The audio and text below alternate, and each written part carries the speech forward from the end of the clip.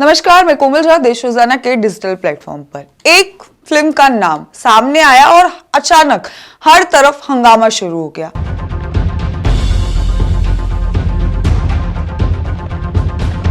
कहीं लोग नाराज हो गए तो कहीं विरोध होने लगा। सोशल मीडिया पर गुस्सा दिखने लगा। बात सीधी यूपी सरकार तक भी जा पहुंची और लोगों का कहना है कि इस फिल्म के नाम में एक खास समुदाय की छवि गलत तरीके से दिखाई जा रही है। इसी वजह से संगठनों ने शिकायत की और एफआईआर की मांग तक की। फिल्म के टाइटल के बदलने की बात कही गई है और जिस नाम को लेकर इतना बवाल मचा है वह फिल्म है घूसखोर पंडित। जी हां, कहानी शुरू होती है एक फिल्म के नाम से। जैसे ही फिल्म घूसखोर पंडित का टाइटल सामने आया, विवाद की चिंगारी सुलग उठी और देखते ही देखते पूरा मामला सिनेमा घर से निकला, सियासत और कानून और फिर सरकार तक जा पहुंचा। आइए जानते हैं पूरा मामला। घूसखोर पंडित अनाउंसमेंट टीजर शुरुआत में एक लड़की के एक्सीडेंट से होता है जिसमें कि मनोज बाजपेयी अस्पताल में भर्ती करवाते हुए दिखते हैं। मनोज का इंट्रोडक्शन दिल्ली पुलिस के सीनियर इंस्पेक्टर अजय दीक्षित के तौर पर होता है। पंडित के नाम से बदनाम है, शादीशुदा है लेकिन लंगोट का ढीला यानी कि लौंडियाबाज है। अजय 20 साल पहले ही दिल्ली पुलिस एसआईए होता है जिसमें कि वो पहले 20 साल बाद घूमकर उसी रैंक पर दोबारा ज्वाइन करता है।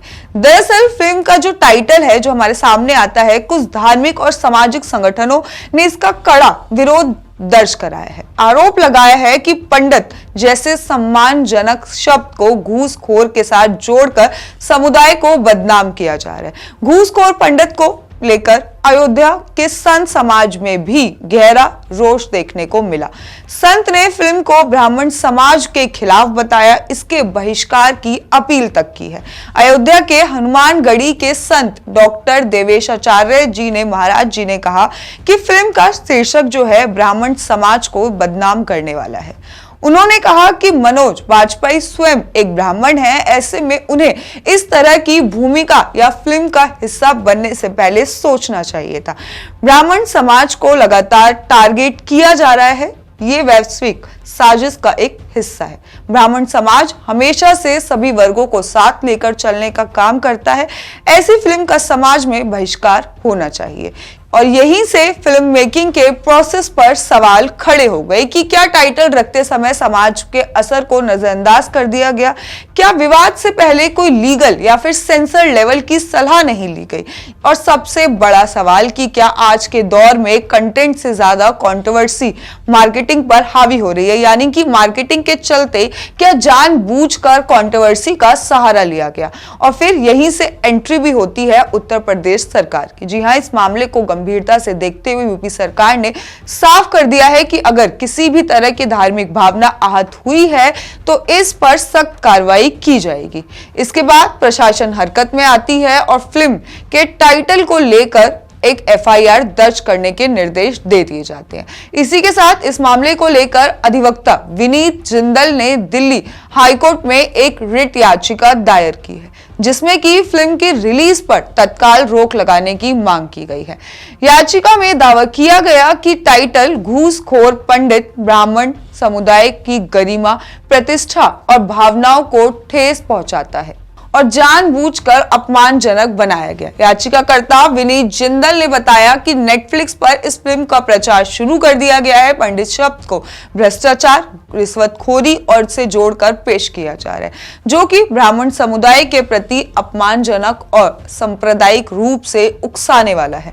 अब सवाल ये उठता है कि क्या सिर्फ फिल्म का नाम या फिर जानबूझकर चुना गया ऐसा शब्द जो विवाद खड़ा करे? इसी बीच फिल्म से जुड़े नाम मनोज बाजपेयी और सबसे अहम डायरेक्टर नीरज पांडे चर्चा के केंद्र में आ गए हैं और लंबे समय से चुप्पी के बाद आखिरकार नीरज पांडे ने इस विवाद पर अपनी प्रतिक्रिया दी। नीरज ने इंस्टा पर पोस्ट करते हुए अपना पक्ष रखते हुए कहा कि हमारी फिल्म एक काल्पनिक पुलिस ड्रामा है जिसमें इस्तेमाल किया गया पंडित सब महज एक काल्पनिक किरदार है, बोलचाल वाला नाम है।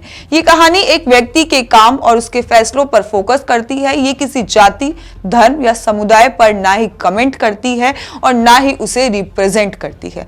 बतौर फिल्म मेकर मैं अपने हर काम को बहुत जिम्मेदारी के साथ करता हूं। हम ऐसी स्टोरीज बताते हैं जो सोचने पर मजबूर करे कि सम्मानजनक हो। मैं पिछले कामों में पूरी तरह से ये फिल्म भी ईमानदारी के साथ दर्शकों को एंटरटेन करने के मकसद से ही बनाई गई है। हम जानते हैं कि फिल्म के टाइटल में कुछ लोगों से की भावनाएं आहत हुई है, ठेस पहुंची है और हम उनके जज्बातों को सच्चे दिल से स्वीकार करते हैं। इन सभी चीजों को देखते हुए हमने कुछ समय के लिए सभी प्रमोशनल चीजों को हटाने का फैसला लिया है, क्योंकि हम मानते हैं कि फिल्म को पूरी तरीके से देखा जाना चाहिए। इसमें बताई जा रही कहानी का संदर्भ समझना चाहिए, ना कि कुछ झलक देखकर इसे जज किया जाना चाहिए। मैं दर्शकों के साथ जल्द ही फिल्म का इंतजार कर रहा हूं। और आपको बता दें कि जो डायरेक्टर नीरज पांडे का नाम आता है वो गंभीर और रियलिस्टिक सिनेमा की तस्वीर सामने लाती है। Wednesday special 26, baby, MS Dhoni, the untold story जैसी फिल्मों में इन्हें सिस्टम की खामियां, सत्ता के दुरुपयोग और आम आदमी की लड़ाई को पर्दे पर मजबूती से हमेशा दिखाए। यही वजह है कि उनकी फिल्म से लोग सच और सवाल दोनों की उम्मीद रखते हैं। लेकिन इस बार कहानी पहले से फिल्म का नाम चर्चा और विवाद का केंद्र बन चुकी है। विवाद बढ़ने के बाद फिल्म के मेकर संकेत दे रहे हैं कि टाइटल पर दोबारा विचार किया जा सकता है। यानी अब गेंद फिल्म की इंडस्ट्री के पाले में है, तो टाइटल बदले या फिर कानूनी लड़ाई के लिए तैयार रहे। घूसखोर पंडित का मामला आने वाले समय में कई फिल्मों के लिए एक रेफरेंस केस बन सकता है, जहां पर डायरेक्टर, प्रोड्यूसर, राइटर को यह सोचना पड़ेगा कि कहानी जितनी भी जरूरी हो उतनी ही जरूरी है उसका नाम। फिलहाल विवाद अभी जारी है, जांच की प्रक्रिया चल रही है और नजरें टिकी है मेकर्स के अगले फैसले पर। क्या टाइटल बदलेगा या फिर अदालत तय करेगी कि फिल्म की किस्मत क्या होगी? अभी इस कहानी का अगला अध्याय देखना बाकी है। धन्यवाद।